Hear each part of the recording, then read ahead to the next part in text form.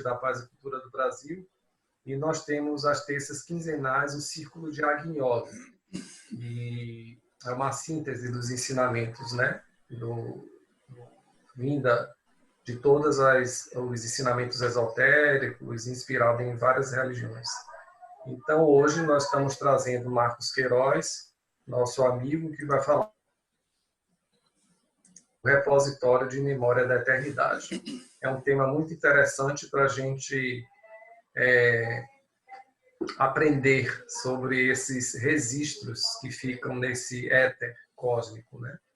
De tudo que se passa. Então, ele vai conversar com a gente, e aí a gente pede também que as perguntas sejam após a exposição de Marcos, pelo chat, que vocês possam estar colocando e contribuindo. Marcos, seja bem-vindo. Obrigado, Raimundo. Mais uma vez, boa noite a todos. Eu queria saudar e agradecer a presença de todos, né, num assunto que é bastante intrigante, e vou estar fazendo essa palestra pela segunda vez. Fiz essa mesma palestra para a Sociedade Teosófica e não gravei. Aí, assim, fiquei com o compromisso de fazer novamente, dessa vez gravando, para que a gente possa passar adiante esse material, né? Este é um tema que a gente encontra pouco um material confiável, vamos dizer assim. A gente até encontra bastante livros que abordam o assunto, mas nem todos, assim, a gente pode dizer que todo o material pode ser aceito como algo que a gente confie, que seja verdadeiro, porque há uma mistura muito grande de informações e as pessoas acabam não entendendo a essência do significado do arquivo acástico, dos arquivos acásticos. E, evidentemente, que também diferentes abordagens existem, né? E diferentes filosofias esotéricas abordam de maneira diferente. E a gente vai trazer aqui, de alguma forma, o pensamento com base na teosofia, que foi de onde eu peguei, onde eu tirei as fontes. Eu gosto de informar o livro de onde eu tiro a fonte de informações, né, que é esse livro que ele é de Leadbeater. Na verdade, é um artigo que ele escreveu sobre a aura, e dentro desse material ele também fala dos anais acásticos, né, ou registros acásticos, ou arquivos acásticos. Então, é um livro que não tem em português, porque, na verdade, ele não foi feito, o artigo não foi para publicação em livro propriamente, né? E somente uma editora na Espanha, né, que resolveu publicar eles em forma de livro. Tem uma outra edição também do livro, né, que é essa daqui, que é uma edição mais nova. Pensei eu que até na época que eu adquiri, eu comprei os dois num sebo virtual e pensei que fossem livros diferentes, mas é o mesmo, até porque ele tem títulos diferentes, capa diferente, etc. Bom, vamos fazer um compartilhamento aqui de tela, porque temos algumas ilustrações, evidentemente, para trabalhar com vocês enquanto estivermos abordando esse assunto. Bom, eu quero começar justamente com algumas definições, né, e mais amplas, vamos dizer assim, como essa, né, que diz que arquivos acásticos, também chamados de anais acásticos, crônicas acásticas ou memórias acásticas, correspondem a um conceito esotérico criado no Ocidente no final do século XIX, a partir de conteúdos da filosofia indiana, popularizados por obras de Lobsang Rampa, Edgar Cayce, e também nos países de língua francesa pelos de Daniel Meroy e Annie Givaudan, que é a esposa dele. Eu tenho esse livro, inclusive, né? Estou aqui com ele e tal, e alguma coisa desse livro a gente vai falar também, porque é uma pessoa que tem um material bem interessante sobre essa questão dos arquivos acásticos. Eu trago essa definição agora aí de Lívia Buriti, que também escreveu um livro sobre isso, e A definição é a seguinte: a caixa é o lugar onde estão arquivadas todas as experiências da humanidade no planeta Terra. Sua memória em um computador universal onde todos os dados estão gravados. Imagine a internet, imagine a vastidão de informações que existem no vácuo. Imagine-se entrando neste vácuo, nesta rede invisível. Você acaba de mudar de uma dimensão a qual chamamos de realidade virtual. Então, ela tenta aqui, de alguma forma, fazer uma referência à internet, né, como um banco de dados grandioso. Claro que é bastante reduzida a comparação, mas podemos dizer que ajuda a gente a compreender de alguma forma que é onde estariam guardados, registrados, né, fatos, acontecimentos, memórias, realidades, não só no nível mental, mas no nível emocional e outros níveis também.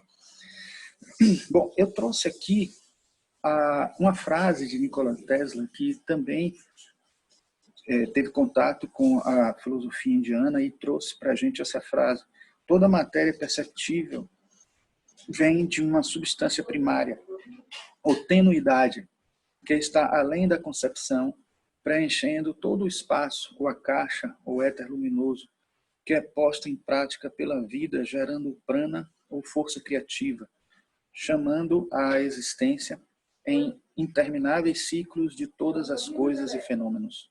Então é interessante a gente ver como o Nikola Tesla já tinha uma profundidade de informações sobre essa questão e como ele trouxe para a gente um conhecimento já sobre essa questão, né? Uma curiosidade, né? Ele tinha uma visão, ele inclusive tinha uma visão esotérica, filosófica profunda.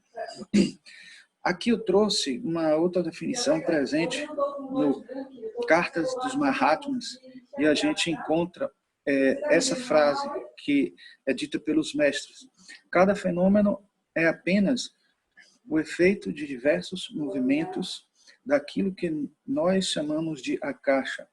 Não é o éter de vocês. E, portanto, há, na verdade, um só elemento, o princípio causativo de tudo. Repare que ele aqui já coloca uma informação importante de que não é o éter, porque justamente nessa época havia uma tendência a considerar tudo que era sutil como éter. E aqui eu coloquei no asterisco, né, que é o hipotético meio de propagação das ondas luminosas, defendido por Albert Einstein, aliás, por Albert Michelson e Edward Morley, e depois pelo próprio Einstein. Então, foi bem específico aí o mestre quando ele diz que não se trata do éter, porque justamente vocês vão ver que em alguns momentos até a própria teosofia, desculpa, os próprios teosofistas confundem o akasha com o éter, mas não sem terem razão, porque realmente é uma terminologia que acabou ficando confusa. E uma das primeiras falas de Leadbeater nesse livro que eu mostrei para vocês, que ele trata dos anais acásticos, é justamente isso, de que é um termo muito confuso dentro dos próprios teosofistas. No glossário teosófico, a gente encontra esta definição que eu trouxe também, porque ela já ajuda a elucidar também mais um pouco. Então está dito o seguinte: a sutil, supersensível essência espiritual que preenche e penetra todo o espaço. A substância primordial, erradamente identificada com o éter, visto que em relação ao éter aquilo que é o espírito em relação à matéria, ou o Atma em relação ao Kama Rupa. Kama Rupa é o corpo astral.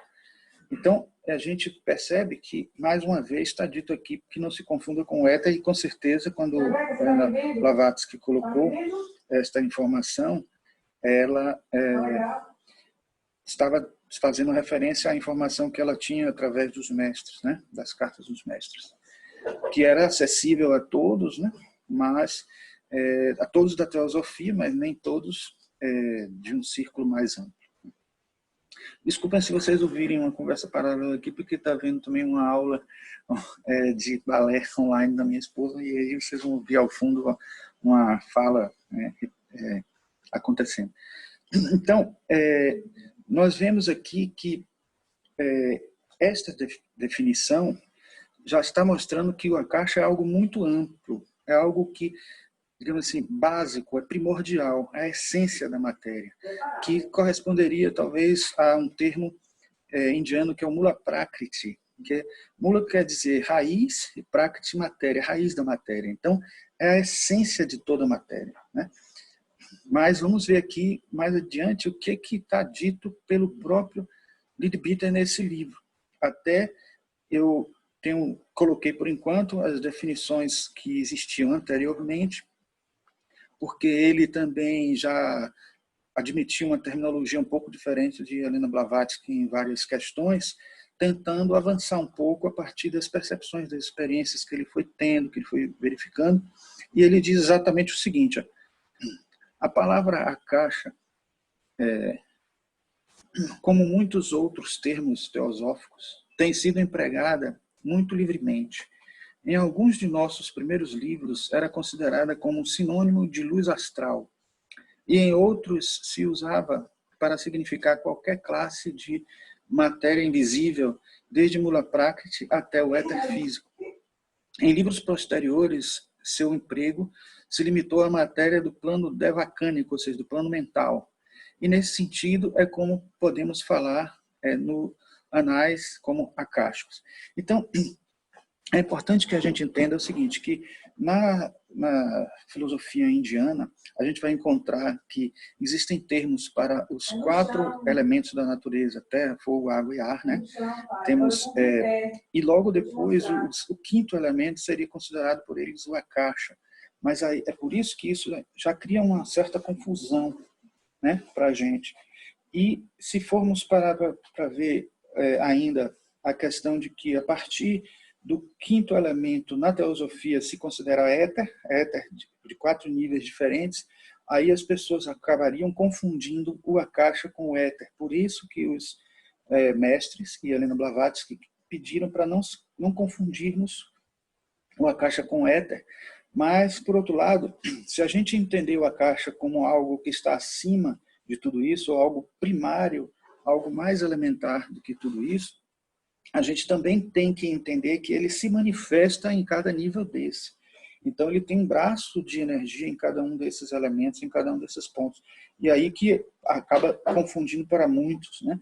Pensando que essas expressões seriam também o akasha e acabam sendo também de qualquer forma, né? Tive um problema aqui, por enquanto não estava querendo passar, mas agora passou. Então, ainda é importante que a gente coloque este termo, né? Vocês não viram a transição aqui, né, do glossário teosófico? A gente transitou para essa imagem da Terra com uma aura.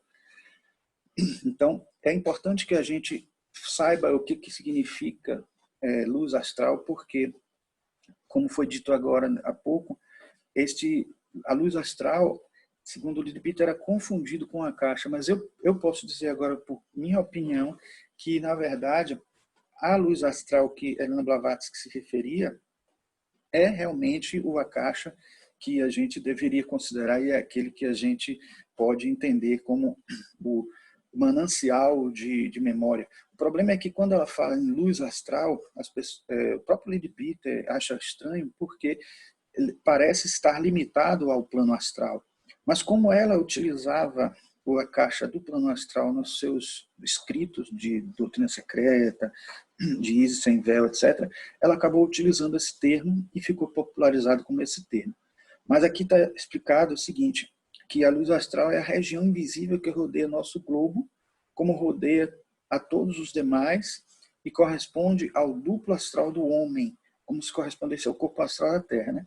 É uma essência sutil, visível apenas para um olho clarividente e o mais inferior, exceto a Terra, dos 7 princípios akáshicos ou cósmicos. Então, é importante a gente entender que apenas existe uma aura astral, que guarda a memória das emoções e dos sentimentos, dos desejos acontecendo em volta da Terra.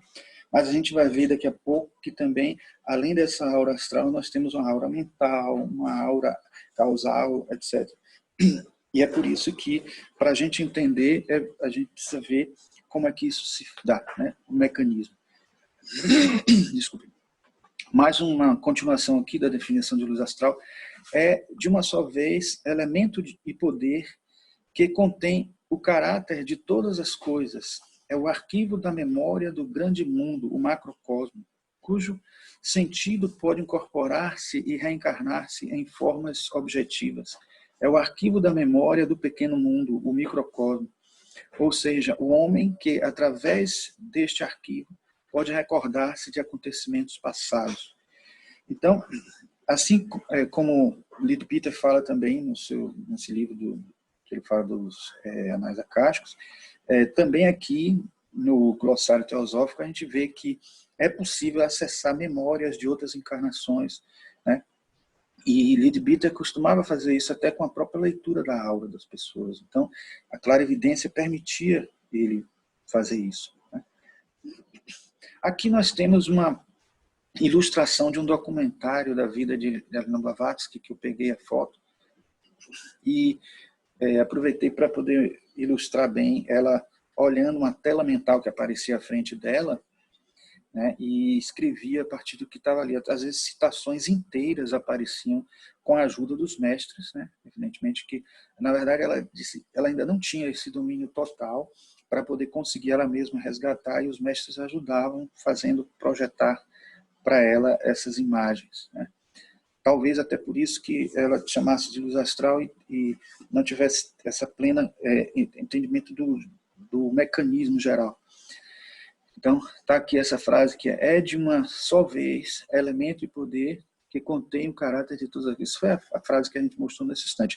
Mas eu tentando melhorar aqui a imagem, porque eu não achei que essa atriz não estava muito parecida com a Helena Blavatsky, eu fiz uma adaptação, colocando uma imagem da própria Helena Blavatsky e subi um pouquinho a tela para mostrar justamente que é esse o mecanismo que ela utilizava, né, de visão astral, da luz astral. Em doutrina secreta, nós vemos poucas vezes falar a palavra akasha. Eu tinha outras citações também de outros trechos, mas eu fui tirando para diminuir um pouco, para não ficar muito longo, né, o texto. Mas aqui é uma outra passagem, né, desse volume 4 na editora Pensamento, que diz que a akasha é a luz astral. A luz astral pode ser definida em poucas palavras. É a alma universal, a matriz do universo, um mysterium magnum do qual nasce tudo o que existe por separação ou diferenciação. É a causa da existência, ocupa todo o espaço infinito, é o próprio espaço em certo sentido, ou os seus princípios sexto e sétimo ao mesmo tempo. Então, está mostrado aí que, de certa forma, se a gente tem registros que acontecem nos níveis mais densos, eles acabam se acumulando nos níveis mais sutis, especialmente no sexto e sétimo, porque justamente o sexto é o búdico, né, o búdico e o átmico, né, o sétimo. O sétimo, como ele não tem corporificação, na verdade o búdico é aquele responsável por realmente registrar essa memória para que ela possa depois transcender e ser utilizada em níveis mais sutis, né? É importante que a gente entenda já por aí, por essa fala de doutrina secreta, que a akasha não é uma mera memória, ou registro de memória. É a essência do universo, é a base. Se ele é, digamos assim, a essência, os primórdios da criação do universo e etc., é ali que fica também registrado todos esses fatos que acontecem no universo. Edgar Cayce foi um grande entusiasta do akasha, porque ele era chamado profeta adormecido, porque em transe ele conectava com o akasha e falava como que hipnotizado tudo que ele lia nesses registros akáshicos, e depois que ele acordava ele tinha que ler, porque ele não tinha consciência de tudo que ele lia, de tudo que ele via nos registros akáshicos, e foi um dos grandes leitores do akasha. E ele fala, a alma contém o registro de todas as suas experiências e é construída com estas experiências. E, no entanto, ao mesmo tempo, todas as memórias são como uma. A percepção universal é a essência de todas essas memórias anímicas. A história de um indivíduo contada a partir da memória profunda da alma é a história do próprio universo. Então, Case, ele, de certa forma, considerava o Akasha como a própria alma. É uma alma una que guardava, registrava tudo. Como a anima mundi, né, dos alquimistas. É interessante que, em uma das passagens do livro A Aura Humana, eu destaquei alguns pontos mais importantes, não todos, né, porque só aqueles que realmente seriam relevantes. Ele fala de uma concepção do universo que existia na época, que era chamada hipótese da Grande Nebulosa, surgida em 1796. Essa hipótese ficou durante todo o período do século XIX. Até o Espiritismo, no livro A Gênese, também fala sobre essa hipótese como reinante e verdadeira, né? Porque eles seguiam a ciência, mas sabemos que já no século XX mudou essa concepção, passaram a considerar a criação do universo a partir do Big Bang. E ele fala, de certa maneira, que o Akasha tem uma participação nesse processo da criação da Grande Nebulosa, que seria um acúmulo, uma aglomeração, uma aproximação de matéria que foi gerando o universo. Só que dentro da percepção, da visão do Big Bang, essa visão fica ainda mais interessante porque a gente entende não só que existe a criação, a expansão e depois a contração num Big Crunch, num processo de reencarnação do universo, exatamente como que acontece na cosmologia hindu, que o universo, aqui são as outras concepções, que o universo expande eternamente de uma maneira cada vez mais acelerada, mas a concepção que a gente entende que tem a ver com toda essa proposta de nascimento, vida e morte do universo em um reciclo. E assim como na nossa vida pessoal, reencarnação, precisamos ter registrado na memória as experiências para que num outro ciclo essas experiências sejam agregadoras, a gente possa ter um novo ciclo muito mais evoluído do que o anterior. O Akasha seria a memória de todo o universo, como se cada um de nós fôssemos parte dessa memória. E aqui nós vemos justamente uma ilustração muito mais, digamos assim, talvez até melhor do que aquela visão da hipótese da Grande Nebulosa. Não estou conseguindo passar aqui. Pronto. Então,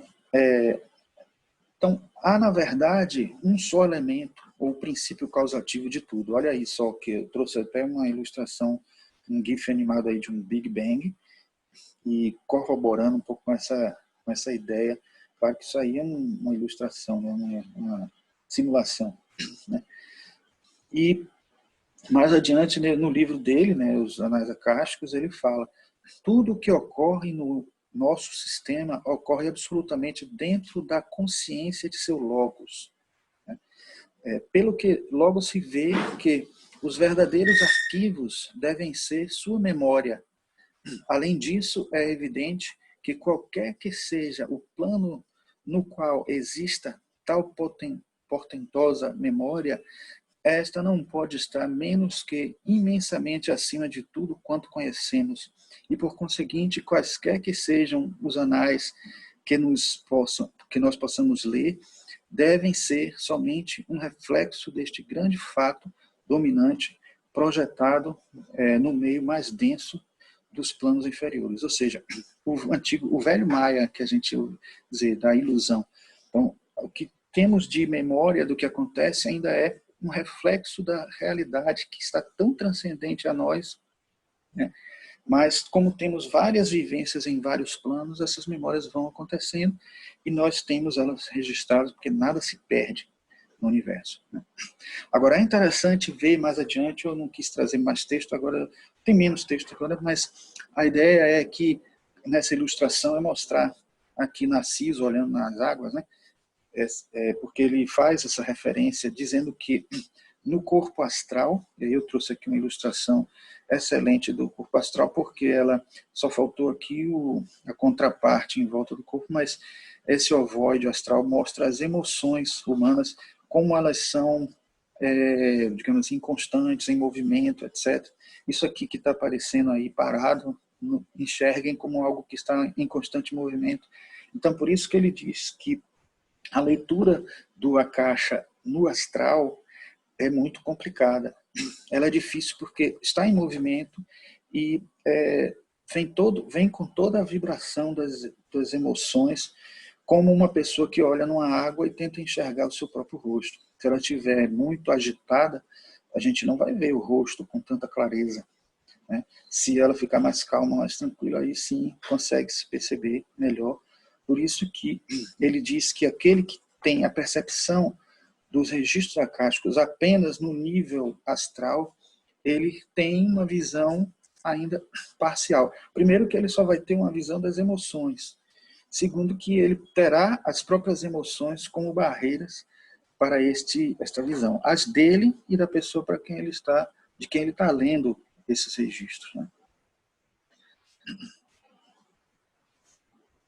Bom, aí tem essa informação dita por Birbita, né, que a leitura dos registros acásticos no plano astral ocorre como um reflexo de outro reflexo bastante imperfeito.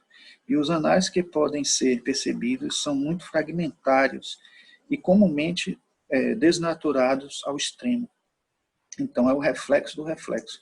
Então, ele contacta com repare que ele registra as emoções, né? Então, aqui, uma tentativa de ilustrar a aura astral, né? Aqui a aura mental. Então, tentei trazer aqui, através de ilustrações que me lembrarão de falar para vocês o que eu tenho de falar, é que no registro acástico, em geral, o que acontece, no nível astral, o que acontece é uma percepção como se fosse uma tela mental, algo que se falava muito nos anos 70 e 80, essa visão da tela mental. Você enxerga tudo como se estivesse num filme, estivesse vendo um filme. Diferente do que acontece no mundo mental. No plano mental, a pessoa se insere no processo, é como se ela tivesse, eu coloquei até aqui uma ilustração como se fosse um holograma, né? Então, você vê tridimensionalmente, você vê mais nitidamente e vivencia quase praticamente a cena. Então, existem diferenças da leitura acástica no plano astral e no plano mental.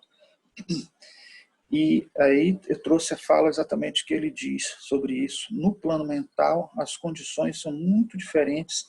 Ali, os anais são complexos e exatos.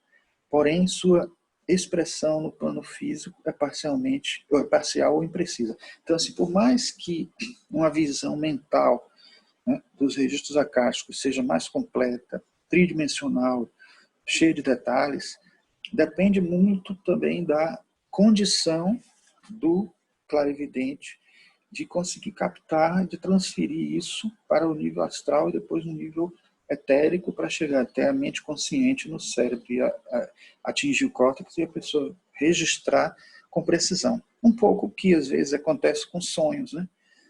A gente perde muito o que a gente vê nos sonhos, mas claro que uma leitura acástica já implica em alguém que tenha uma capacidade de registrar melhor, né? Porque nós mesmos que não nos consideramos leitores dos registros acásticos temos insights, intuições, vislumbres desse akasha, mas não podemos nos dizer esses leitores todos de registro akáshico porque não temos uma consciência maior deles, né? Uma coisa curiosa que também é dito por Will Peter, e aí eu trouxe mais uma ilustração aqui, no plano mental, eu aí trouxe aqui, apesar de aparecer uma tela aí de televisão diferente de como que, para não confundir vocês, que a tela é como aparece no astral, mas não botei aí uma figura de holograma, mas só para fazer uma referência ao controle de TV. Ele diz que no plano mental, é possível que a pessoa que tem acesso aos registros acásticos, elas façam igual aos controles remotos, ela volta, adianta, para. Então imagine que coisa fantástica, né? É possível para alguém que tem esse domínio de enxergar os acontecimentos. Uma pergunta que até não quer calar, que é difícil de responder, é quem registra isso? Que olho registra isso? De certa forma, ele faz também essa pergunta, né? E, de alguma forma, mais adiante tem a resposta, né? Mas vamos lá. Aqui tem uma fala que já vai ajudar. Temos qualificado os anais como memória do Logos. Entretanto, não muito mais do que mera memória no sentido comum da palavra.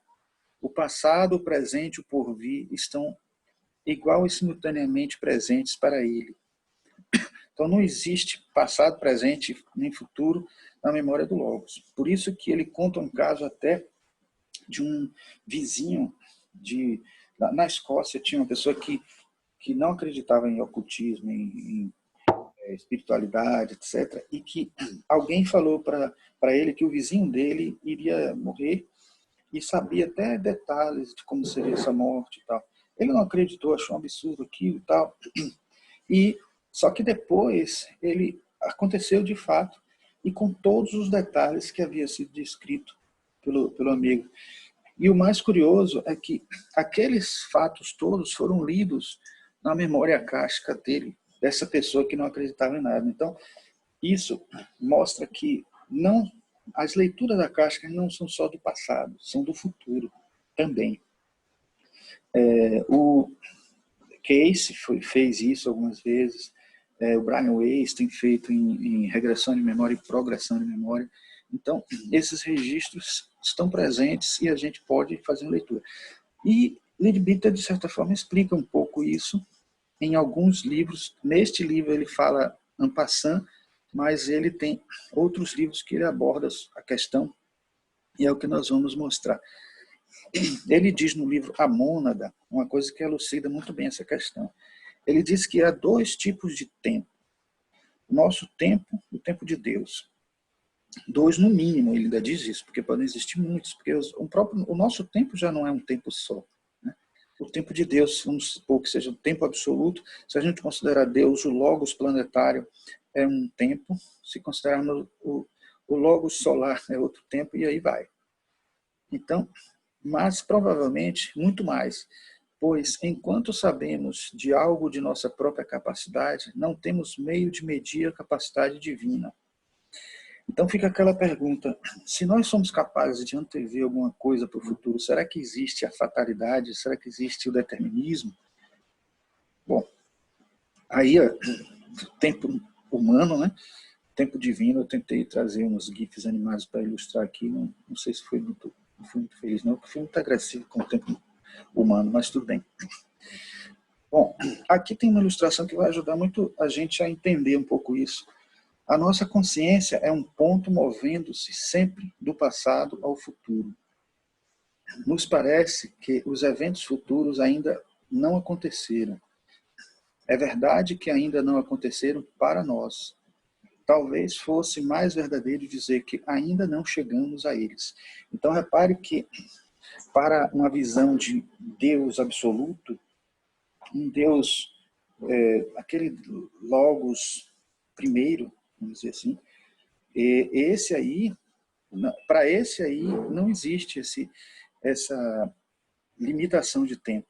O tempo realmente é absoluto, e aí até as nossas escolhas do futuro, que nós temos liberdade, sim, livre-arbítrio, mas para quem tem consciência absoluta do que acontece, vai saber até o que nós escolheremos no futuro. Então, é algo que não aconteceu para nós, mas já aconteceu para uma visão mais absoluta. Difícil isso de entender, mas se a gente esforçar um pouquinho e até se conscientizar de que não precisa entender tudo, porque a gente não tem nem estrutura psíquica para entender isso, né, vamos dizer assim, totalmente. Ele fala também que ele leu este livro, que é As Estrelas e a Terra, ele fala que tinha lido um livro que era esse, né? E eu fui atrás do livro, achei a capa e tudo, e ele disse que nesse livro ele ficou surpreso com uma coisa que hoje a gente até já ouviu muito falar em muitos documentários sobre o universo, né? Que uma estrela que esteja a 4 anos-luz de distância, o que a gente vê da estrela é o passado dela. Se ela estiver a milhões de anos de distância, a 50 anos de distância, quanto mais longe, mais no passado nós estamos enxergando aquela estrela. Então ele diz que, assim como existe essa diferença do que nós vemos e o que está à distância, uma distância muito grande, ele entende o logos, o ser onde estaria guardado toda essa memória, como aquele que está distante de tudo isso, acima de tudo isso, transcendendo tudo isso e vendo o passado, o presente e o futuro como um só instante. Se aquilo que aconteceu numa estrela, uma estrela explodiu há 4 anos ou há 50 anos atrás, eu estou falando 4 anos porque a gente tem Alpha Centauri, né? Está 4 anos de distância, e tem a estrela polar há 50 anos atrás, que são as duas que ele cita, inclusive. Então, essas distâncias e que corresponderiam a tempo não existiriam para quem tem uma visão plena do conjunto desse universo. E aí a gente poderia estar dizendo apenas até o logos deste universo, deste plano, deste mundo. E os tantos outros que estariam com uma visão ainda mais ampla, enxergando até o que os logos estão fazendo dentro de cada um de seus universos. Então, a coisa é uma viagem, mas é importante. Então, por isso ele inclui na sua visão, na sua perspectiva, a possibilidade de previsão do futuro, né? Apesar de toda essa questão de que para a gente existe uma relatividade nas mudanças, mas quando se trata de uma percepção absoluta do universo, então já existe essa possibilidade de visão. Quanto mais próximo do absoluto, quanto menos relativa for a nossa visão, mais probabilidade de acerto haverá nessa previsão. Então é importante que a gente fale. Na verdade, esse livro é um dos primeiros livros de Pita. Então, por isso que ele fala de possibilidade de previsão como uma novidade dentro da literatura teosófica, mas muitos outros abordaram depois como isso sendo algo real, né? Eu trouxe aqui também essa ilustração para lembrar de dizer a vocês que também acontece no nível da ciência várias situações de cientistas diferentes em partes do mundo descobrirem uma mesma coisa. Agora, por exemplo, várias pessoas tentando achar a vacina do Covid-19, com certeza não vai ser coincidência assim, aquela coincidência que a gente diz que é sincronicidade, porque existe uma causa que está motivando todo mundo a buscar cientificamente algo. Pode ser até que uma descoberta de alguém, algum caminho possa, por um acesso ao registro acástico, atinja a outra pessoa e ajude a outra pessoa, contribuindo, né, porque elas estão sintonizadas com esse registro acástico, e isso faça com que 2 ou 3 pessoas sigam caminhos similares, mesmo não sendo o que mais seja provável fazer. Mas eu trouxe esses 2 casos porque os 2 chegaram à mesma teoria, né, da evolução. Charles Darwin com a teoria da seleção natural e Alfred Russel Wallace, que em vez de ele considerar que as espécies elas competiam entre si, havia uma seleção porque elas se uniam e se agregavam e conseguiam formar colônias muito mais fortes pelo poder de agregação que elas tinham. Mas, no fim das contas, a explicação da teoria da evolução foi a mesma para os 2. Como Darwin foi um pouco influenciado por Karl Marx, ele trabalhou muito em cima da tese, antítese e síntese, né? Que o embate entre 2 espécies e depois o resultado final no processo de transformação. É importante também dizer que, através do sonho, nós acessamos muito. Eu trouxe aqui um sonho sendo visualizado através do corpo mental aqui, de uma pessoa em deslocamento, né? E aparecendo, esses registros de memórias que estão guardados no nosso corpo mental, eles vão aparecer aqui, às vezes coisas que aconteceram anteriormente, coisas que ficam registrados mesmo aí, que a gente até, ou coisas que não são registradas. Existe uma habilidade paranormal chamada pamnésia, que assim, às vezes a gente está aqui conversando alguma coisa e alguém está numa outra mesa conversando, num restaurante, alguma coisa assim, e não percebe, não presta atenção, mas se você recorrer àquilo, vai aparecer. E muitas vezes pode aparecer em sonho, pode aparecer em hipnoses, mas é importante a gente perceber que esses sonhos nos ajudam muito. Não é à toa que tanto Freud como Jung diziam que se a gente quiser decidir alguma coisa importante, é melhor que a gente durma e acorde pelo menos uma vez, para que a gente deixe, que a gente tenha um contato com o inconsciente para responder algumas questões e buscar memórias anteriores, de coisas anteriores nossas, né? E quando a gente tem uma visão de reencarnação, a gente entende que também essas experiências de outras encarnações podem ajudar muito nesse momento. E que como a gente não tem ela na nossa memória atual, muitas vezes recorrer a um sonho, ou uma meditação, ou um transe, ajuda muito, né, nessas respostas. E aí fica aquela questão: será que os registros acásticos poderiam ser comparados ao inconsciente coletivo de Jung? Eu diria que 90% sim. Eu digo 90% que sim, porque, segundo Jung, o inconsciente coletivo é aquilo que nós temos na nossa memória ancestral, mas que não experimentamos, né?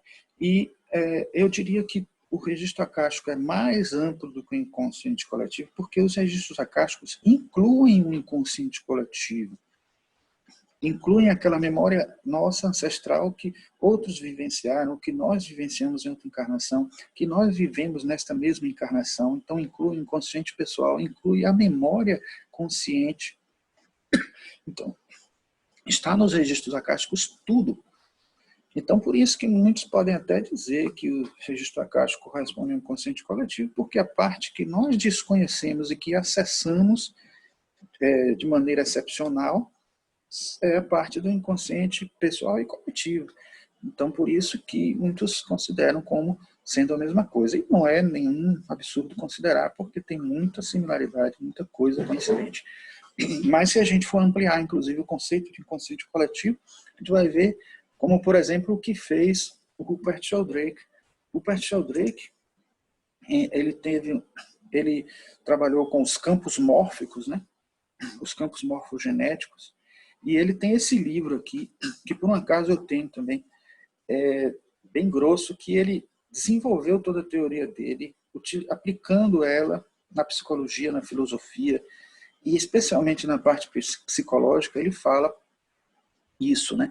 A memória é inerente à natureza, não é necessário que se conserve sob uma forma material no nosso sistema nervoso, pois a natureza das coisas depende de campos, os campos mórficos. Então, ele, de certa forma, está, em outras palavras, colocando que nós temos campos como correspondentes ao Akasha, né? Campos que registram essa memória, guardam, né, essa memória em diversos níveis, né? E ele, em uma passagem, eu trouxe essa ilustração que eu escaneei do livro dele. É uma ilustração que ele mostra como Marie-Louise von Franz amplia o conceito de inconsciente coletivo na visão dela. Mas não, veja que não é a visão dela, na verdade é como ela entendeu o inconsciente coletivo pela própria pesquisa de Jung, que ele não passou totalmente nos livros, mas ele dizia que, por exemplo, existe um campo, um inconsciente coletivo pessoal, né? Aliás, desculpem, existe um inconsciente pessoal, existe um inconsciente de grupo, Existe um inconsciente de grandes unidades nacionais, por exemplo, um país inteiro, né? Tem um inconsciente de um país inteiro, um inconsciente de uma humanidade, de pessoas de diversas maneiras de pensar, o inconsciente que agrupa, né, como campos mórficos, né? Então ele trouxe muito para a visão dele essa ideia de que realmente existem agrupamentos, assim como nós, por exemplo, só para vocês entenderem, nós não fazemos pastinhas no nosso computador, arquivos, diretórios, pastas com nomes, etc. E depois, se quisermos pesquisar, nós não podemos assim pesquisar com uma palavra e achar algum arquivo que esteja em uma pasta, em outra pasta, em outra pasta. Então, imagine que se nós, com a nossa limitação de tecnologia, somos capazes de produzir algo assim, imagine que na constituição do universo, como deve ser muito mais complexo, como deve ser muito mais, digamos, completo esse mecanismo de consulta das informações da memória, dos agrupamentos das memórias. Eu trouxe aqui só de relance, porque não dava para a gente aprofundar isso, mas existe esse cientista que quem quiser aprofundar um pouco sobre o campo acástico a partir de uma visão mais científica, o Erwin Laszlo, ele aprofundou muito, e nesses 3 livros em particular ele vai bem a fundo, diz que ele se inspirou no próprio as teorias indianas, né, da mística indiana, para criar uma teoria de tudo. Se todo mundo está criando sua teoria de tudo dentro de uma visão mais material, tentando explicar a partir da matéria, da física quântica, ele diz que não é possível você entender uma teoria de tudo se não incluir o mundo sutil, né? Então ele inclui o Akasha porque ele usou o termo que ele encontrou que seria a melhor expressão dessa ideia de considerar uma teoria de tudo que englobasse todo o campo sutil e transcendente da matéria, da sutileza do espiritual, do psiquismo, da subjetividade, etc. Então, recomendo a leitura, é um autor fantástico. Tem gente que fica esperando a publicação dos livros novos dele. O Leadbeater também fala a respeito da necessidade de laços especiais. O que é isso? Na verdade, quando nós queremos fazer uma leitura acástica, se nós temos proximidade com alguém, se somos amigos, afetos, parentes, etc., isso ajuda, facilita a uma ligação. E também, se você quer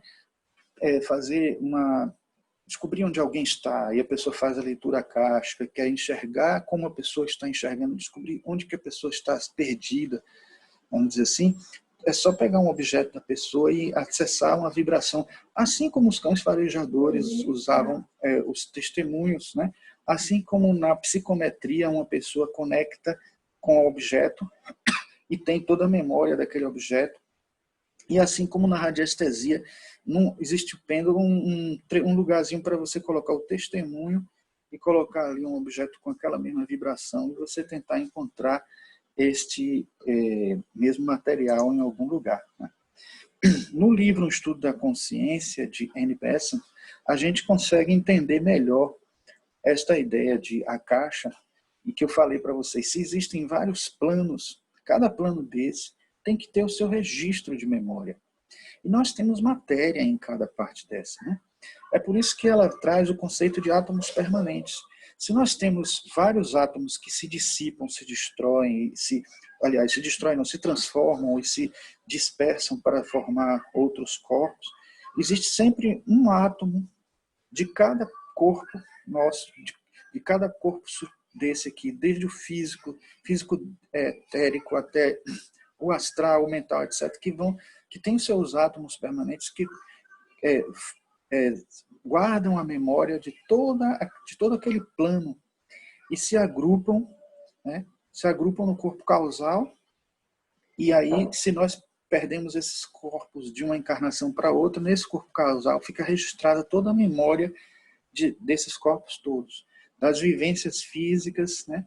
Das vivências emocionais, das vivências mentais, são registradas, guardadas e transferidas de alguma forma para outra encarnação. E é por isso que a gente lembra do que acontece nas outras encarnações. Desculpe. Aí eu trouxe aqui com cores diferentes, né? Coloquei um átomo físico térrimo, né? O chamado átomo primordial, que seria um átomo mesmo essencial, que equivaleria hoje na teoria das cordas, das supercordas, né? Ele, no plano físico, guarda a memória da vivência física, né? E toda essa memória é registrada num átomo permanente físico. A memória emocional no átomo permanente astral. Eu coloquei ele colorido aqui porque as cores da aura dizem respeito às emoções.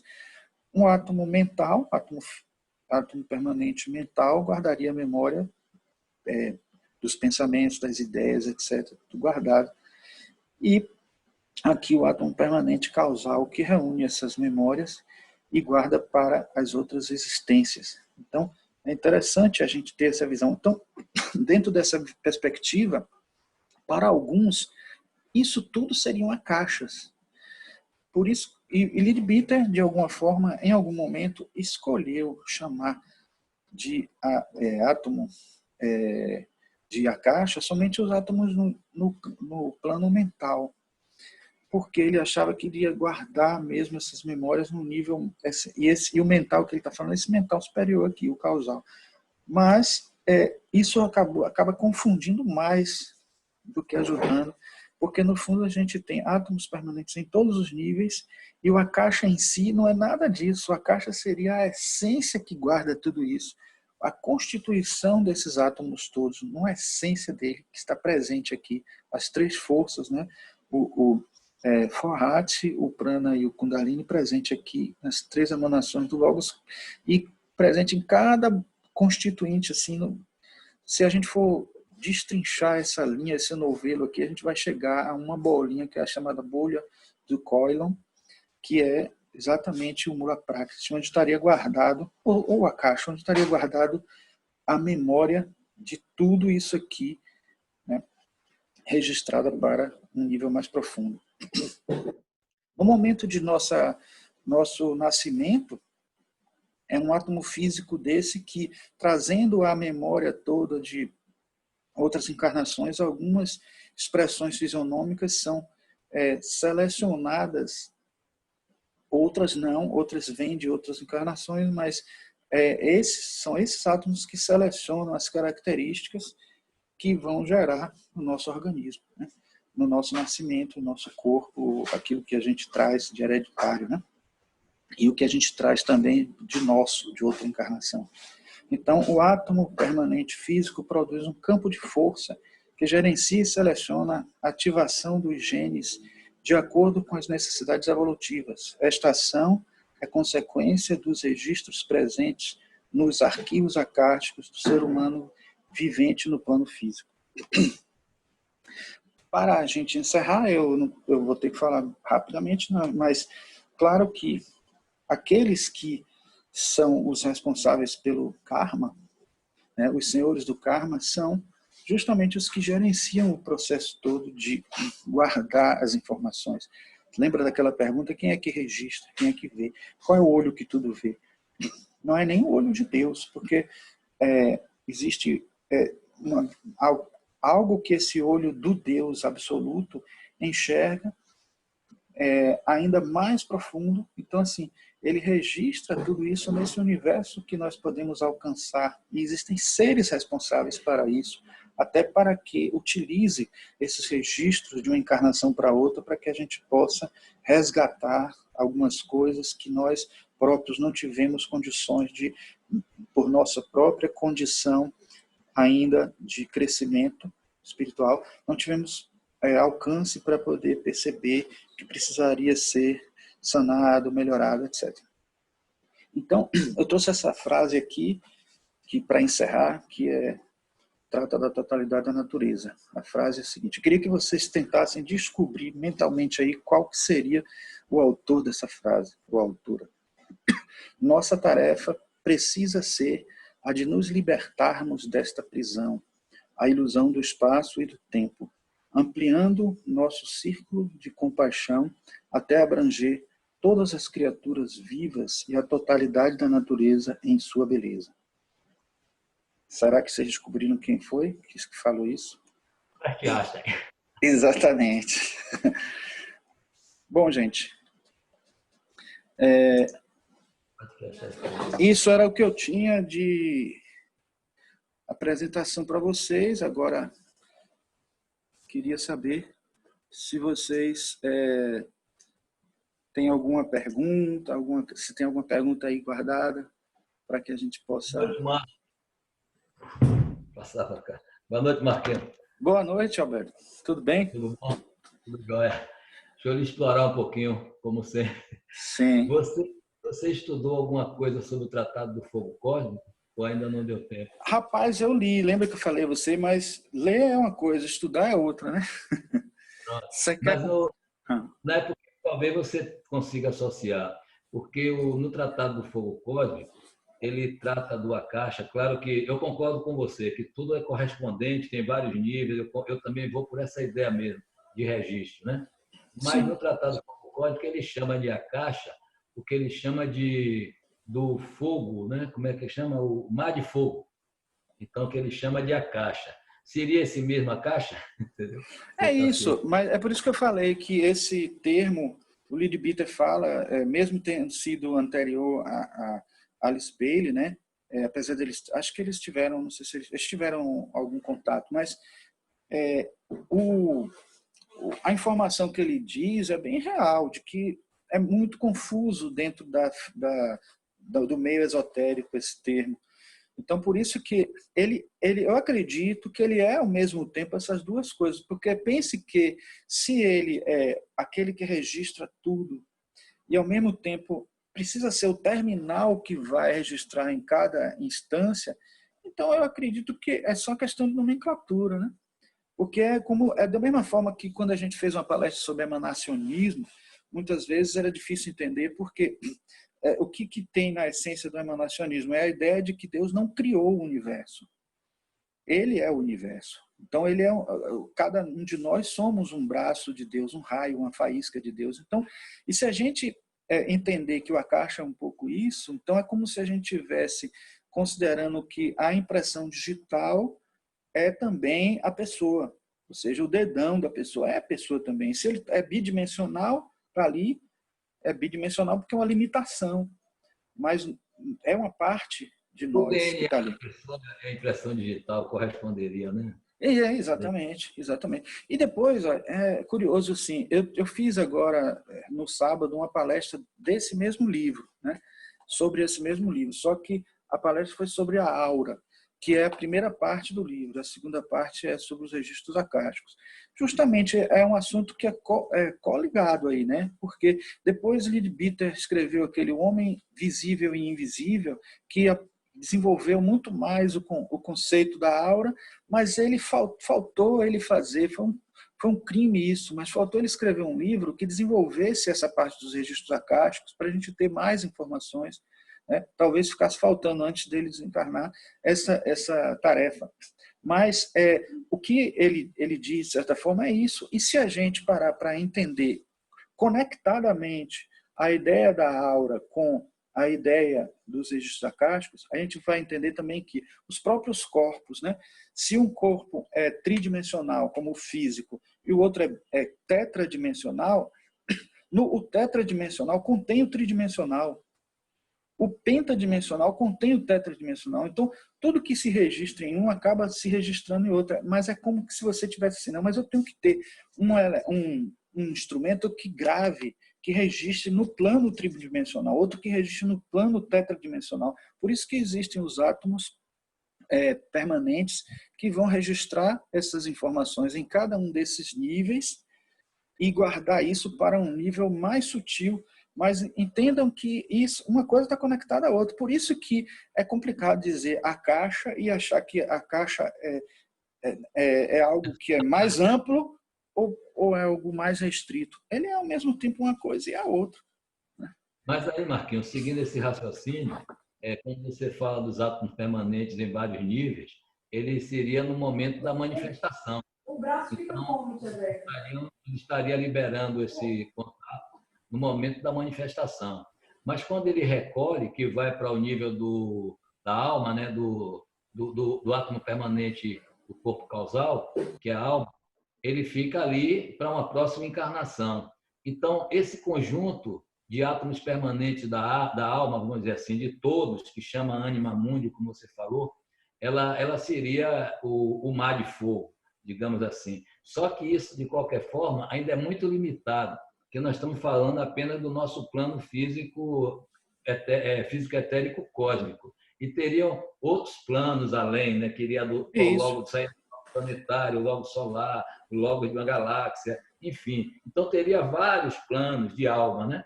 De alma mundi, vamos dizer assim. Isso. Mas, repare que coisa interessante. Eu sempre digo isso, que assim, o livro que me deu mais uma formação de teosofia, que aí eu acabei entendendo mais algumas coisas que eu vejo de teosofia, foi o livro Química Oculta. É um livro chato de ler, difícil, que você tem que encarar mesmo. Mas ele diz uma coisa bem interessante. Se você sai desfiando aquele átomo, o término, né, que é o átomo permanente, ele tem assim, fibrilas que giram 7 vezes, outras depois elas giram mais 7 vezes, 7 vezes, 7 vezes. Ou seja, são 7 vezes girando 7 vezes. Então, correspondendo às oitavas musicais, né? Você vai aí, se você desenrolar ela toda, no fim, vão aparecer bolinhas que elas não se tocam. Elas não conseguem, elas têm um campo que separa elas. Essas bolinhas, elas estão no plano Adi, no plano divino.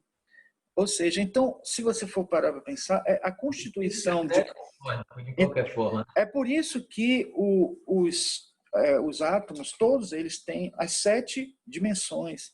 Então, eles guardam na memória. Se você guarda na memória uma emoção, ela precisa de um link com o mental, um link com o causal. Então, ou seja, esse link tem que existir em cada átomo desse. Então, é por isso que cada átomo desse ele tem as 7 dimensões, mas ele está responsável por registrar a memória daquela dimensão. E aí eles ficam guardados enquanto nós reencarnamos, voltamos para poder ter aquela memória registrada e depois, na formação do nosso corpo, ter de volta aquilo e ela possa agregar de uma encarnação para outra o que a gente viveu no anterior com a que vem em seguida. Mas depois que nós passamos por esses ciclos de reencarnação, tudo isso se dissipa e tudo vai para o plano Adi de novo. Ou seja, vai para esse nível cósmico onde essas experiências todas vão estar guardadas num plano mais sutil ainda. Agora, como isso se dá, difícil da gente... Mas enquanto existe vida na nossa condição, que o planeta ainda não subiu na consciência, vamos dizer assim, não passou para uma nova consciência, ainda vai ter aquele registro do nosso nível de experiência. Exatamente. Até para se fundir em um nível mais alto, em outro mais alto, mais alto, até chegar ao absoluto, não seria nem o Adi, até chegar ao absoluto total, que seria o que você falou do Big Crush. Mas aí, veja bem, eu falei o Adi pelo seguinte, eu não acredito que a gente chega ao absoluto, não. Nós somos sempre relativos, cada vez é uma assíntota. Nós caminhamos na direção, na direção do absoluto, mas nunca chegamos, não. Não, estou falando. Marcos, eu queria. Vamos ver, parece que tem mais gente querendo perguntar. Marcos, boa Heloísa, noite. Tudo bem, Heloísa? Que prazer você. Fiquei alegre de ver que você fez de novo essa palestra, porque a primeira vez eu fiquei tão impactada com tudo que eu queria anotar tanto e não conseguia. Ah, que legal. Então, eu queria pedir. Muito obrigada, o prazer é todo meu. Inclusive, indiquei para meu filho também, que é Ivan, que é psicólogo, para ver se ele também teria interesse no tema, que eu acredito que sim. Ele deve estar assistindo em outro espaço. Está ali, Ivan da Costa. Então, eu queria pedir a você uma coisa, Marcos. Na primeira aula, a primeira apresentação que você fez, você falou você mostrou uma bibliografia, tanto em português quanto em inglês. Será que era possível receber essa bibliografia, essa indicação? Não que eu vá ler isso tudo, mas se eu puder escolher alguns e alcançá-los aqui. Qual aula você fala? Essa dos acásticos que você deu, a primeira, que eu assisti. Ah, sim. Na verdade, o livro é esse, né? A aura, né, humana e os... Sim, eu me lembro. Agora, mas você fez uma condensação assim, de uns 5 ou 6 lembrei. Em inglês. Foi, então, eu até se você coloquei... mandar... Sim, eu até coloquei que alguns são mais confiáveis, outros menos confiáveis. Eu tenho esse material em PDF, muitos dele em PDF. Posso passar para você? Eu vou agradecer se você mandar, porque eu falei para uma amiga minha canadense, tentei traduzir algumas coisas no francês para ela e ela ficou encantada. E eu falei, eu vou te mandar a bibliografia. Inclusive, então, eu posso fazer até uma coisa. Na página onde vai ficar registrada essa palestra do Facebook, eu posso botar um link do Google Drive com todos os livros que eu tenho de registros acásticos. Um link do Google Drive. Eu vou agradecer muito. Eu vou zipar eles. Eu zipo eles e coloco um link para quem quiser, quem estiver interessado aqui, porque com certeza alguns podem estar interessados também. Claro, exatamente. Eu ia pedir para você mandar no meu Zap, mas é claro que vai ser muito melhor se ficar na página para que mais pessoas possam ver. Também queria fazer uma pergunta sobre uma coisa que eu me lembro que você falou na outra aula, na outra apresentação. Você comentou que mais ou menos 2.000 ou 3.000 anos antes de Cristo já se falava disso, já se encontram registros, né, desses planos, dessa memória. Eu queria entender um pouquinho melhor isso, porque eu estou estudando muitos mitos gregos agora, estudando um pouco da história mais antiga, antes de Cristo, por causa de uma aula de arte, isso me entusiasmou e eu comecei a ler. Então, quem seriam esses que guardavam ou que já falavam disso, mais ou menos em que tempo? Olha, os trabalhos indianos clássicos todos, eles trazem isso porque o Akasha, né, o termo Akasha, ele vem da Índia, né? Então, eu posso lhe dizer o livro, eu não tenho de memória aqui agora, mas tem Rama Prasad, é um indiano que é teosofista e que ele foi o primeiro que escreveu um livro chamado As Forças da Natureza, As Forças Sutis da Natureza. Foi o que primeiro no Ocidente trouxe essa informação e ele cita o livro de onde ele tira essas informações, um livro que é um Upanishad, né? E eu posso lhe passar depois essa informação, né? Eu agradeço muito. Agora, o Plotino falava disso, o próprio Platão falava disso, porque quando ele fala que nós não aprendemos, nós recordamos as coisas. Então, quando ele fala isso, ele traz, de certa forma, esse conhecimento do passado. Uma coisa curiosa que eu esqueci de falar, e você, quando falou, eu me lembrei, nesse livro de Lidbita, ele fala que fez um teste com uma pessoa que era psicômetra, né? Que ele pegou um pedacinho da pedra do Stonehenge, né? Eu acho que eu falei isso na outra palestra, né? Você falou na outra palestra, exato. E ele fez o teste para a pessoa ver, e a pessoa disse que estava vendo cerimoniais druidas das pessoas que vivenciavam experiências mágicas somente com o contato com a pedra. Veja quanto tempo fica registrado, fica guardado, né? Mas isso eu lembrei assim como algo que o tempo não limita. A gente pode até pensar assim, mas a matéria ela não é algo que é tão sutil, fugaz, etc., que desaparece. Assim, a física quântica não diz que há uma fugacidade enorme na matéria, mas a aura astral ela guarda esses registros, essas memórias, né? E se a gente considera que existe esse átomo permanente na aura astral, então sempre a memória nunca vai se perder, mesmo de uma pedra, né? Então isso está presente no passado, desde os escritos. Hermes Trismegisto fala também dessas informações, porque os gregos tiveram muito acesso às informações egípcias e a Índia circulou também por todos essas culturas, né? É um conhecimento muito interessante penetrar nos gregos para ir mais atrás ainda, né? Exato. É bem fantástico. Eu queria falar uma coisa rapidinho para comprovar isso que você está dizendo. Hoje de manhã eu dei uma aula muito simples, uma conversa com crianças de 8 anos de uma série lá do colégio do Maple Beer. A professora queria que eu falasse sobre museus. Um dos meninos, que tem 8 anos, me perguntou assim, professor, o que a gente pode ver nos museus? Aí eu expliquei um pouco do que é coleção, do que é assim, eu fiz, então se eu chegar lá e puser minha mão naquele objeto, a história do passado vai vir todinha na minha cabeça. Olha, foi exatamente isso que a gente está falando aqui de outra maneira, né? Mas eu achei fantástico. associar que esse menino tão pequeno está pensando uma coisa formidável dessa. Ele captou essa tecnologia dos registros acásticos. Com certeza. Foi muito bom. Muito obrigada, foi ótimo. Nada. Mas eu vou te fazer uma opção de pergunta no seu zap, pode ter certeza. Tudo bem. Obrigada. Tranquilo. Tem pergunta aqui de Daniel Veloso e tem algumas no chat que estão chegando aí para você. Certo. Olá. Daniel? Sou eu, Daniel. Tá aberto? Tá ouvindo? Estou ouvindo. Vamos, Pode falar, Daniel. Pronto, rapidinho.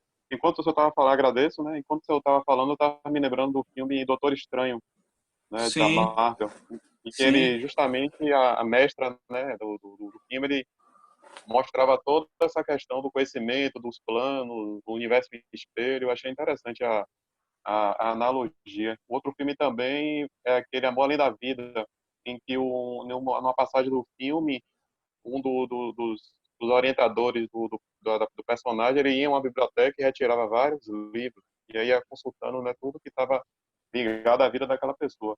Mas também que eu queria falar, enquanto eu estava falando, eu estava fazendo uma analogia com a cultura africana, né, afro-brasileira, porque o conhecimento na filosofia iorubá e banto, ele é direcionado, gerenciado por um orixá que chama Xangô. E Xangô é dito pai do fogo, detentor do fogo. No caso, que seria o fogo do conhecimento e o fogo material, como a gente conhece, né? Que fez com que a humanidade evoluísse. E a responsabilidade da transmissão desse conhecimento, ele caberia a Exu, porque Exu, ele perpassa por todos os departamentos e caminhos que a humanidade e o universo, né, existem no universo. Por isso que a gente faz analogia com as ruas, as esquinas, encruzilhadas e etc. E o orixá que faz com que seja esses caminhos de conhecimento, que eu entendi como se fosse o próprio Akasha ou energia, que a gente chama de axé, é os orixás Oxumaré e Euá, em que na nossa visão é uma cobra, é um dragão. São dois dragões, o dragão fêmea e o dragão macho. Um faz com que o conhecimento ascenda e outro faz com que o conhecimento ele descenda. E seria também essa questão dos registros. E a gente também tem o entendimento de que quem faz com que a gente acesse esses registros acásticos, ou os registros do axé, que a gente chama de furu ou furu, que a gente chama que furu significa vento, né? Que justamente como você falou que quando Narciso olhou para a água, ela é fluida, né? Então seria um conhecimento que é fluido, mas você vê como uma tela. Então a gente vê como chama o furu. Então os orixás, Muito Oxalá, interessante. Oxalá, Herê e os ancestrais que a gente chama de Egungun. Então os Herês e os Egunguns é como se fossem os olhos da natureza. Eles veem tudo, registram tudo, a gente chama de os fofoqueiros, né? Eles veem tudo e levam tudo para Deus e para Oxalá. Oxalá seria o administrador desse Ofuru. A gente chama ele de Baba Furu, que seria o pai do movimento, do conhecimento que é trazido pelo vento, digamos assim. Seria o vento, digamos assim, acástico, relacionado não só com o planeta Terra, mas com todo o universo. Aí eu só estava falando, estava fazendo essa analogia. E também com a mitologia nórdica, quando ele fala em Urd, Verdande e Skuld.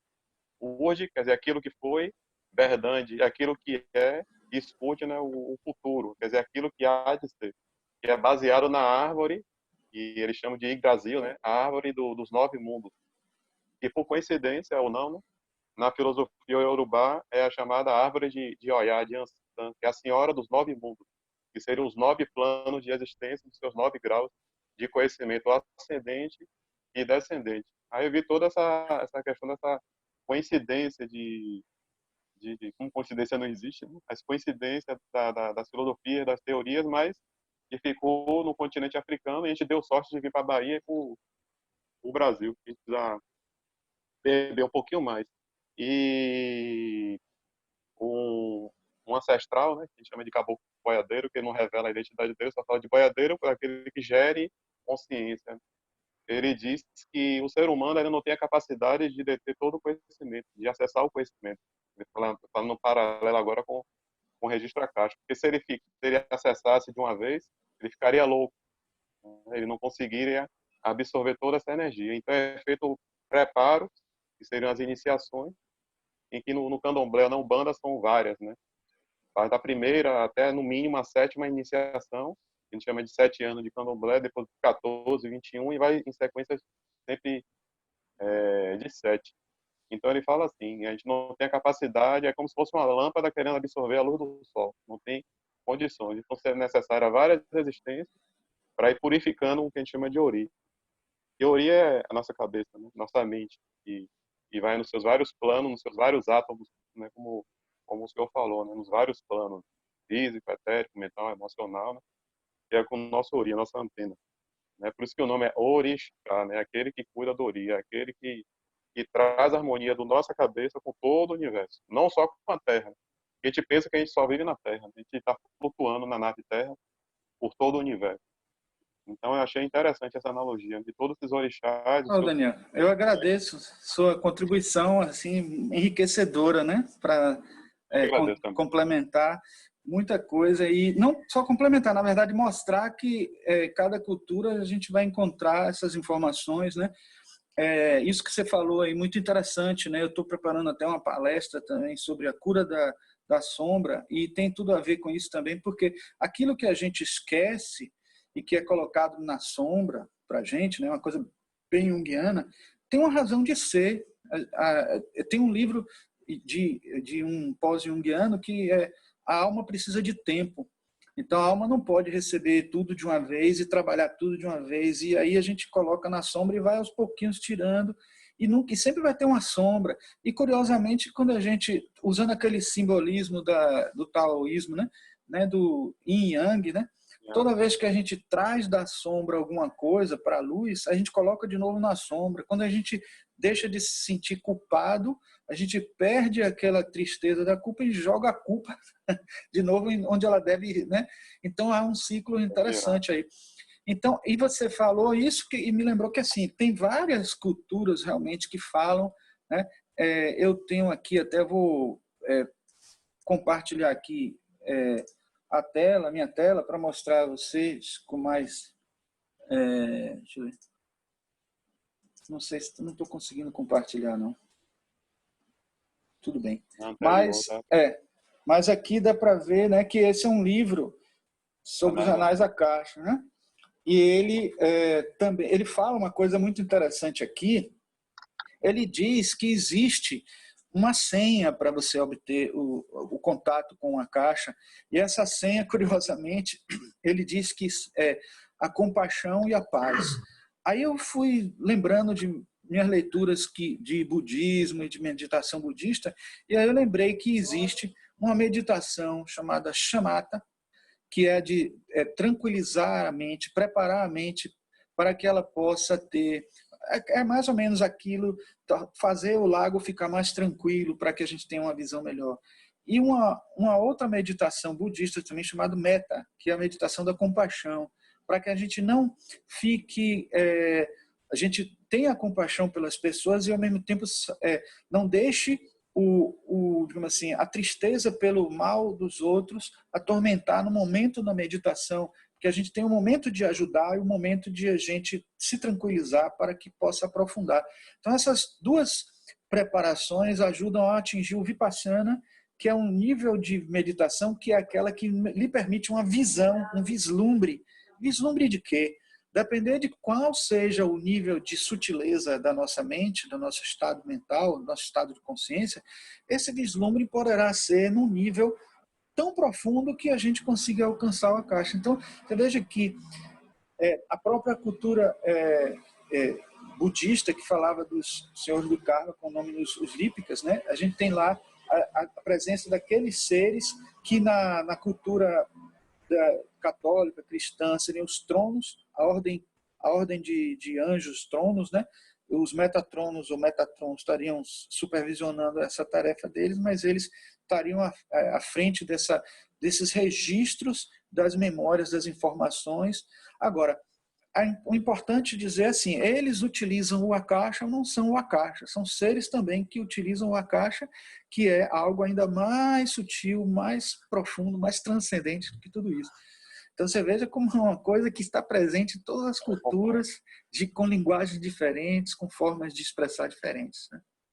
Marcos, tem outra pergunta aqui, viu? Sim. Diga aí. De Tosa. Tosa, ele diz assim: o repositório evolutivo intergeracional não estaria também contido no DNA? Na verdade, o DNA, ele não dá conta de tudo. A verdade é essa. Já se sabe hoje que a gente tem uma quantidade de DNA muito menor do que se esperava. Os cientistas calcularam uma quantidade muito elevada, muito superior, e quando fizeram a pesquisa através do Projeto Genoma, descobriram que era muito menos. Mas é óbvio que os traços genéticos, isso aí é constatável, né, pelo nascimento das pessoas, que eles são selecionados, né? Assim como aqueles que são perceptíveis na fisionomia da semelhança de filhos com pais, né? A gente também tem traços psicológicos, né? Tem a psicogenética aí para dizer, mas a questão é que quais que a gente vai recolher, quais a gente vai tirar do pai, da mãe, quais são os traços que aparecem, isso é entregue dentro da biologia à probabilidade. Só que a gente sabe que probabilidade seria o acaso. E se a gente admitisse o acaso, a gente estaria admitindo até que as coisas andam sem nenhum controle, sem nenhum tipo de, digamos assim, criador ou designer, né, do nosso organismo, do nosso universo. Então, se a gente sabe que existe um ser que controla isso, existem mecanismos que promovem esse tipo de situação. Então, por isso que eu mostrei ali, né, os átomos permanentes participando com campos morfogenéticos que vão ajudar a definir as características daquele ser. E vão definir muito em função da nossa necessidade kármica, né, das nossas necessidades evolutivas, né. A gente sabe que na cultura budista e da indiana também existem alguns mecanismos que até fazem com que algumas coisas negativas vão diminuindo de uma encarnação para outra, né? Permitindo que a gente vá processando o próprio crescimento. Existe esse mecanismo, né? Digamos assim, fazendo desaparecer ou diminuir a energia daquelas falhas da nossa característica, né? E fazendo as virtudes substituírem, né? Se transformando. Então, isso vai acontecendo a nível energético e vai acontecendo a partir dessa seletividade que os próprios átomos permanentes vão fazendo, né? E aqui tem Ricardo Carvalho diz: Marcos Queiroz é fantástico. Excelente palestra, um abraço do amigo Ricardo. Meu amigo aí, Ricardo. Tem Lucileide aqui também, do nosso grupo de juventude, são colegas do grupo da GENA, da Juventude Espírita Nina Aroeira, de lá da Mansão do Caminho. Pois é. Então, colegas, né? Um amigão aí, Ricardo. Gente, mais alguma pergunta? 21 horas já e 13 minutos. Queria saber se tem mais alguma pergunta para a gente encerrar essa noite brilhante do nosso amigo Marcos. Eu não acessei o chat, não sei se tem. No chat tem... Não, eu só vi essa ditosa e as outras pessoas se manifestaram no próprio microfone. Tem aqui no Facebook, tem um elogio para o Marcos. Muito bom. Aliás, só tem elogios. Aí a Mônica Nassif, a Mônica Nassif diz: muito bom, estudo os registros sobre os corpos energéticos. Excelente. Deixa aqui Obrigado. O registro dela, tá? Nós que agradecemos. Mais alguém?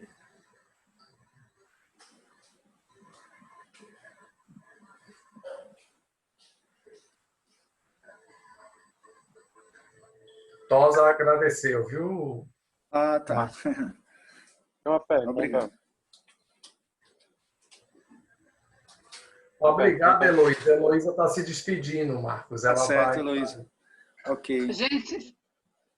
A gente se fala mais vezes por aí, tá bom? Tá certo, abraço Heloísa. para todo mundo.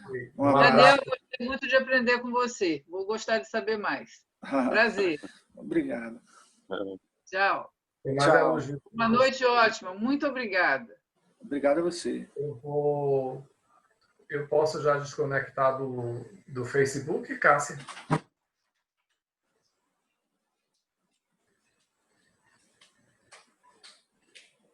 Pode, Rai.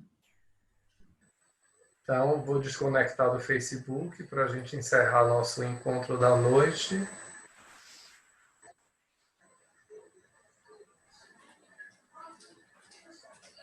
Então, Marcos, vamos fazer só um minutinho de silêncio. Sim. E nesse silêncio que a gente faça que nossos pensamentos sejam direcionados para a cura e paz da humanidade.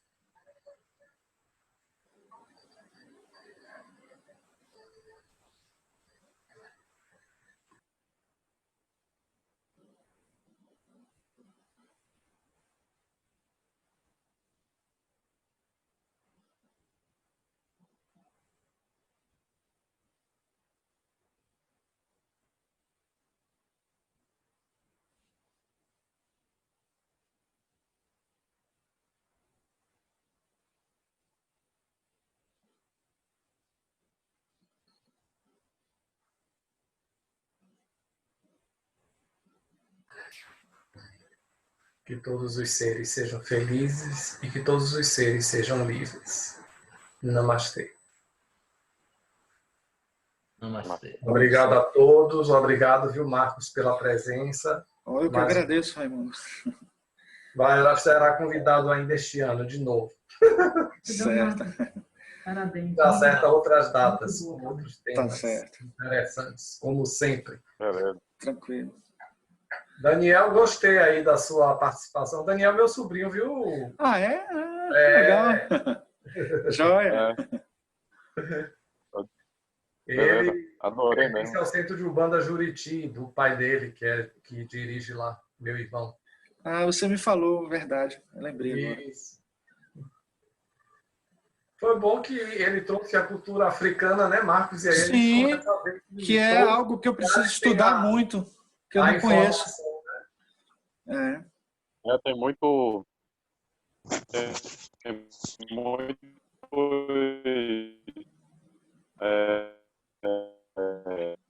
pois bem, para cá, inclusive tem formas de acessar os registros acásticos, né, com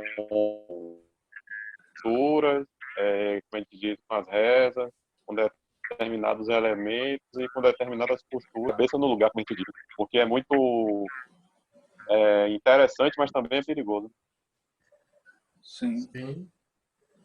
É perigoso a gente saber de coisas que talvez a gente não merecesse saber. É só realmente aqueles seres que têm uma capacidade. Por exemplo, tem alguns babalorixás e alorixás com determinados usos desses ritos, desses instrumentos, dessas determinadas palavras que a gente acessa realmente o passado, o presente e o futuro da pessoa. Beleza. E a gente fala somente maravilha. Como a gente diz, o presente de Olorum, né? Para poder direcionar a vida dos outros, né? Auxiliar a vida dos outros. Então, quando a gente tem essa iniciação, ou quem recebe esse presente diretamente dos orixás, por permissão de Deus, ou Olorum, como a gente chama, né? Que o Senhor Olorum, ela vai poder utilizar, mas somente para o bem, nunca para o mal. Fantástico. Isso aí. Maravilha. Beleza. Agradeço muito, muito obrigado mesmo. Eu que agradeço. Eu estava querendo... Tá falhando, Daniel. Tá falhando o áudio dele. É o microfone. Seu áudio falhou agora. Isso. Agora tá melhor. Dá para ouvir? Agora sim. A estabilidade da internet. A internet que está fugindo. É a velocidade. Hoje a internet não está muito boa, não. Eu já liguei já falei até com o pessoal da rede, mas tá falhando. Outro dia estava fazendo uma meditação e fiz assim, meu Deus, um presente que eu ia ganhar se eu conseguisse acessar os registros acásticos. E é um presente, né? Pedi, eu obterei. Já comecei com a palestra. Marcos, Pedir, obterei. Oi? já viu o que é que ele quer, Marcos? Acessar. Pois é. Bom, eu acho que a gente já acessa os registros acásticos, óbvio, a nossa própria memória. Só que a gente não acessa aqueles registros que, né, mais sutis. Né? A gente já todo tempo, a nossa própria memória é um registro de alguma forma que vai se assim, gravando, né, de alguma maneira. Se a gente faz uma meditação e transcende, né, tem aquele vislumbre de alguma coisa que vai acontecer, que aconteceu e tal, até que aconteceu com alguém e a gente fala, aconteceu isso com você? Você está grávida? Então, às vezes a gente acessa o registro acástico do outro sem nem ter, assim, sem nem saber que está acessando. Tem os oráculos também, Marquinhos, que você acessa, né? Exatamente. Os búzios de Daniel. Isso, as artes divinatórias, o tarô, eu uso muito, eu gosto muito do tarô. Esperando sua palestra sobre tarô. Sim, vamos fazer. Sim, Marcos, estão me pedindo. Vai ser uma grande audiência. Pronto. Você me fala aí quando pode ser. Tá certo. Pronto. Valeu, Marquinhos. Boa noite. Beleza. Boa noite a todos, então. Obrigado. Axé, obrigadão. Valeu. Podemos, então... Eu estou aqui como roxa, eu tenho que esperar todos saírem da sala. Mas você pode se desconectar, viu, Marcos? Então pronto. Boa noite, Raimundo. Estamos indo. Boa noite, Candra. Boa noite a todos. Parabéns, muito obrigado. Dalva, de Brasília. Boa noite. Dalva de Brasília. Um abraço, Dalva. Um beijo para vocês.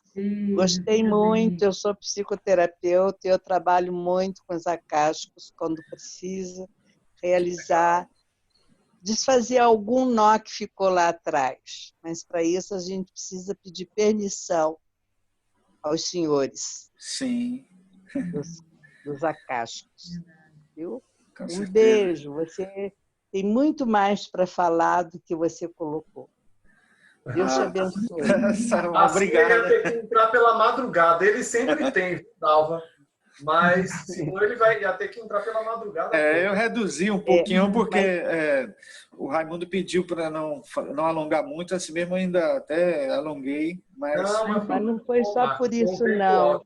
Não foi só por isso, não. E não houve permissão realmente para você aprofundar mais do que você aprofundou, porque muita gente usa do saber para distorcer. Sim. Não é? E não usar para a luz. Vocês me entenderam. Com certeza. Um beijo, meninos. Se cuidem. O momento agora é de muito cuidado.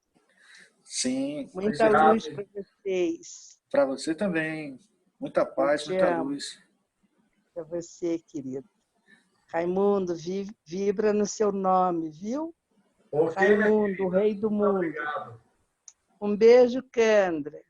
Um beijo, Dalva. Cabelos. Bom demais te ver. Tchau, querido. Dá uma pena sair da sala. Ainda mais que quando, ainda mais que quando eu saio da sala, eu corto a gravação. Aí a gente perde coisas como essa. Oh, meu Deus. Vocês são muito lindos. Um beijo. Deus abençoe. Beijo, amiga. Você também. A gravação você está fazendo aí, né, Marcos? Ainda está aqui. Pronto. Isso aí tem tudo aí. No Facebook ficou só a live mesmo com a sua palestra e as perguntas. Bom, então vou me despedir agora. Boa noite a todos. Boa noite, Marcos. Eu vou fechar aqui. Mais uma vez. Maravilhoso. Obrigado. Tudo de bom, viu? Obrigado. Quando quiser, viu, Marcos? Se quiser passar para alguma pessoa a palestra no vídeo, no Facebook tem. Na página. Tá certo. Brasil. Beleza. Viu? Tá. Um abração. Fiquem em paz. Boa noite. Namastê. Boa noite.